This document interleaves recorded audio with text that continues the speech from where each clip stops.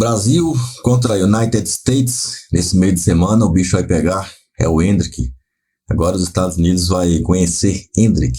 Já estão aí sabendo aí da joia do Palmeiras, a cria da academia aí que ganhou aí seus títulos no Verdão, já está sendo aí jogador de seleção, claro que devia ser titular absoluto, né? A gente não entende essa marra do Dorival Júnior de querer segurar ele no banco só para dizer que vai ser o cara que vai supostamente segurar o Endrick para colocar no momento certo, coisa que já foi feita pelo Abel Ferreira. Então ele já é titularíssimo de um time como o Palmeiras, ou seja, ele tem que ser titular da seleção. Ele chega lá sendo titular do maior time da América. Então ele não tem que ficar com essa conversa fiada. Não tem conversa fiada, meu. Isso não cola pra mim. Pode enganar um monte de gente aí. Eu não caio nessa. Vamos ver o que o cara fez. Ó, cara, que análise. O cara fez uma análise aí tática da seleção brasileira e do Endrick nessa análise. Vamos ver o que foi. Seleção brasileira que venceu o México no fim de semana, enfrenta os Estados Unidos neste meio de semana antes da estreia na Copa América. E o Renato Rodrigues traz análise pra gente. Vamos ver o que é aí, Rê, o que o Dorival pode fazer com essa equipe, amigo?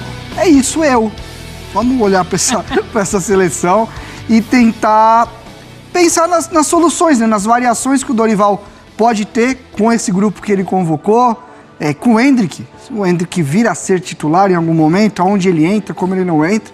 Então a gente separou um campinho e vamos falar um pouco somente de posição-função, né?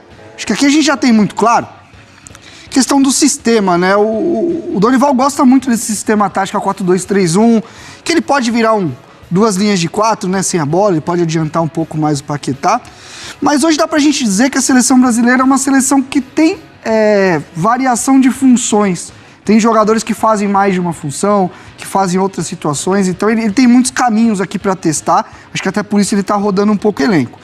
Acho que o primeiro ponto, quando a gente fala em função, é pensar nos dois laterais. A gente tem o Danilo, que é um lateral base que a gente fala, né? Um lateral que ele vai jogar até como um terceiro zagueiro na construção, quando o time tiver a bola, é um cara que vai jogar mais por trás. E com isso, o que acontece? Por que o Rafinha é muito utilizado? Porque o Rafinha é esse jogador de amplitude, de abrir muito campo, de jogar colado na linha lateral. E aí, do outro lado, quem faz muito isso? O Wendel. O legal do Wendel e do Vini é que eles podem alternar quem ataca por dentro, né? O Wendel, o Vinícius, ele tem tido a experiência na temporada no Real Madrid, inclusive jogando até mais centralizado e tem evoluído nesse sentido. Os dois volantes, acho que é legal porque você tem um casamento de características aqui, que é um João Gomes, um jogador de mais intensidade, de mais pegada, mas que cobre uma área de campo muito grande, e um Bruno, que é um jogador mais de organização, de articulação do jogo, que pode ser 5, que pode ser 8. Ambos têm essas características. Então a gente pode ter até uma alternância. O João pisando mais, o Bruno é um cara também que tem boa leitura dos espaços. Aí você tem o Rodrigo, que é um 9 de mobilidade, um 9,5, quase 10, que pode flutuar para a entrada do Paquetá, que é um meia que tem pisada na área, que tem infiltração, então faz sentido essa dupla. E você tem um Vinícius que pode, ora, ir para um contra um em jogada de velocidade, ora se associar com esses três jogadores mais centralizados. O Rafinha, ele vai trazer a bola para dentro porque é canhoto, mas é um cara que a princípio vai dar esse conceito de amplitude que a gente fala, né, de abrir o campo para abrir a defesa adversária. O Dorival deve utilizar muito nesse sentido. Tá, Renato, e o Endrick, onde ele entra nisso tudo aqui? Vamos pensar em alguém saindo aqui para entrar o Endrick, por exemplo, vai? Vamos pensar, o Brasil não tá legal, tá perdendo o jogo, precisa de um pouco mais de ofensividade. Você pode, e aqui eu acho que é uma saída interessante, você pode trazer o Paquetá para jogar com outro volante, como um segundo homem de meio de campo, e você ter um Endrick com o Rodrigo, por exemplo. Quando a gente fala do Endrick, eu ainda vejo o Endrick como um jogador muito específico. Eu acho que ele ainda não achou a posição dele na carreira, o que é normal. O Endrick não é um jogador de beirada, eu tenho dificuldade para pensar nele como um ponta, como um extremo, fazendo a ida e a volta, não acho que é o caso. O Endrick, ele é um 9, mas a melhor versão do Endrick qual que é? Jogando ao lado de outro jogador de mobilidade. Foi como ele foi muito bem no Palmeiras na reta final do Brasileiro do ano passado. Já pensou aqui, Rodrigo e Endrick alternando quem fica na referência, se associando, dois jogadores, o Rodrigo mais fino tecnicamente, o Endrick com mais potência, eu acho que é uma saída. O Endrick pode ser, inclusive, o 9, aí sai o Rodrigo, você tem um outro volante aqui, por exemplo, Vamos pôr um que eu gosto muito aqui, ó. Junto com o Bruno Guimarães. Então, aí você pode ter um Endrick com o Paquetá alternando quem pisa na área. Então, acho que entender o Endrick hoje na seleção e a entrada dele como titular, em algum momento isso deve acontecer, é entender a função. Eu gosto bastante dessa ideia dele jogar com outro atacante e gosto do fato de jogar Paquetá. Se eu sou treinador da seleção, eu, em algum momento, treino isso, testo isso, com Douglas Luiz e Paquetá, e aqui na frente Rodrigo com... Cadê o Rodrigo? Já perdi o Rodrigo? Não, tá aqui. E o Rodrigo com o Endrick. Eu gosto dessa situação. Você tem a sustentação com o Danilo, que é um cara que vai ficar um pouco mais defensivo. Eu acho que o Douglas é um cara que vai ganhar espaço, porque é um primeiro volante, tanto com capacidade de pegada como de sair. E o Paquetá é um cara que pega muito campo, taticamente é muito inteligente. Então, pensando numa escalação ideal aqui do Renato, que não é ninguém na fila do pão, beleza, você não precisa se preocupar. Mas eu gosto dessa ideia aqui, pelo menos para ser testado. Depois a gente vê se o Dorival vai gostar ou não. Certo, Glauciane? Jogo para você. Certo, Renato Rodrigues. Se você tá dizendo, quem sou eu para discordar? É sim alguém nesta fila do pão, meu amigo. Vamos ouvir personagens desta seleção brasileira. Guilherme Arana falou em entrevista coletiva, um dos assuntos, Endrick. É um garoto diferente, né? Falar um pouco do extracampo, super humilde, né? A gente vê pelas entrevistas, um menino de família, então merece estar vivendo, tá passando tudo que vem acontecendo aí na vida dele. Isso nos fortalece também. É um menino iluminado, né? São 3 jogos, 3 gols. Então, eu sou um cara que fico feliz pelo sucesso de um amigo. Venho conhecendo ele agora, mas minha torcida por ele é muito grande e sem dúvidas nenhuma, tem qualidade e vai crescer mais e mais e vai nos ajudar por um longo tempo. Olha aí, a apuração do nosso Pedro Ivo Almeida, que já está ao lado da seleção brasileira, acompanhando esta preparação para a Copa América, depois segue também com a seleção lá nos Estados Unidos para a competição. E ele traz a apuração de que Dorival está projetando esse Brasil contra os Estados Unidos, com o Endrick começando no banco de reservas. Ainda então o Endrick entre os reservas para essa próxima partida do Dorival, amigos. A apuração do Pedro é essa. O Renato trouxe ali algumas possibilidades para a gente também, de não só como trocar, mas como jogar também com outras peças. E aí a informação é de que o Endrick no banco também para essa próxima partida.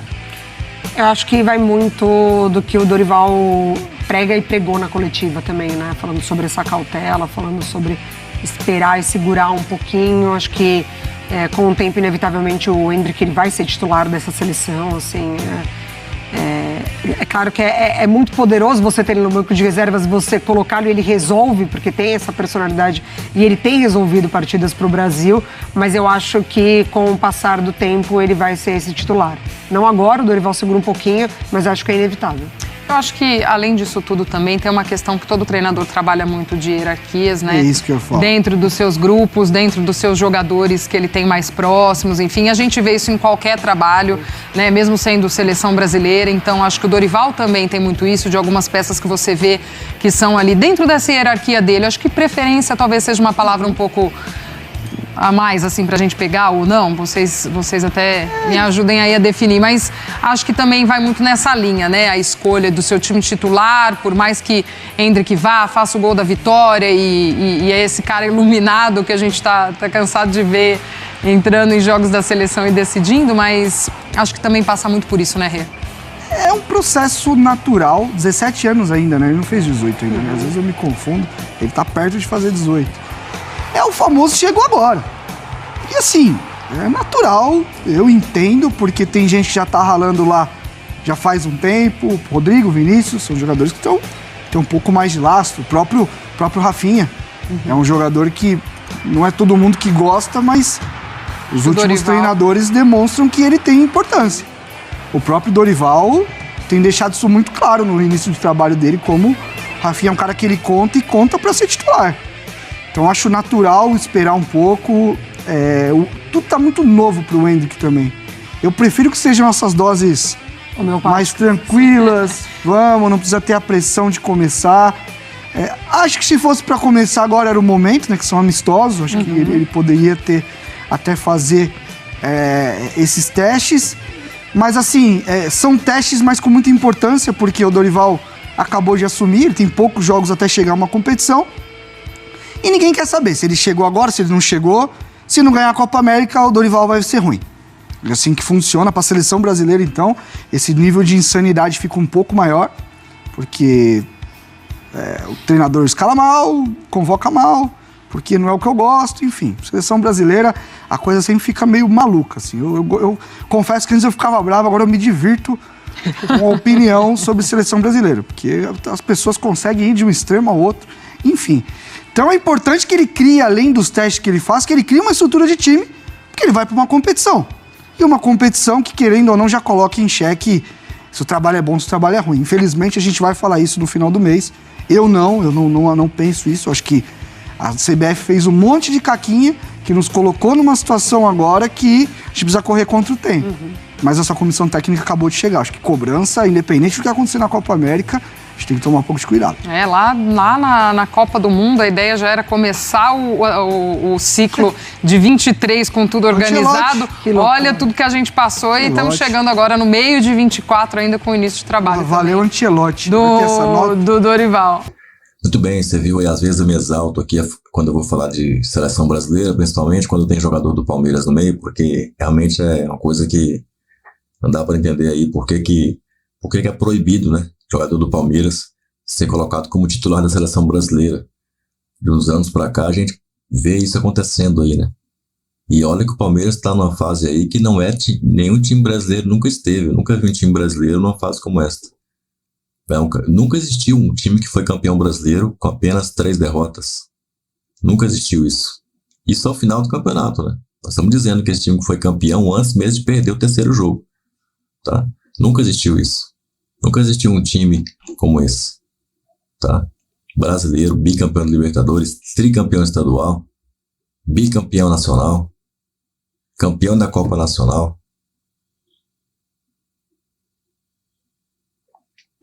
Quase campeão mundial, por um detalhe. Por um maldito de um chute na mão. Esse vídeo aqui tá convidando você a clicar nele, sabia disso, né? Olha aí pra ver se não tá. Tá ou não tá? Então já pode clicar no bicho aí, ó. Deixa o seu comentário, quero saber se você concorda comigo aí, que é um absurdo ser proibido colocar jogador do Palmeiras na seleção brasileira, especialmente como titular. Quando eles convocam para dar aquela despistada, deixa o cara no banco, na geladeira, fica lá só para desfocar o Palmeiras, pro cara não treinar com os outros aqui pros jogos da sequência. Convoca o cara fica no banco, na geladeira, nem casaco ele coloca para ficar aquecendo nem nada. Quando coloca ainda faz hora com a cara do cara, porque aquece para sentar no banco. Avante palestra.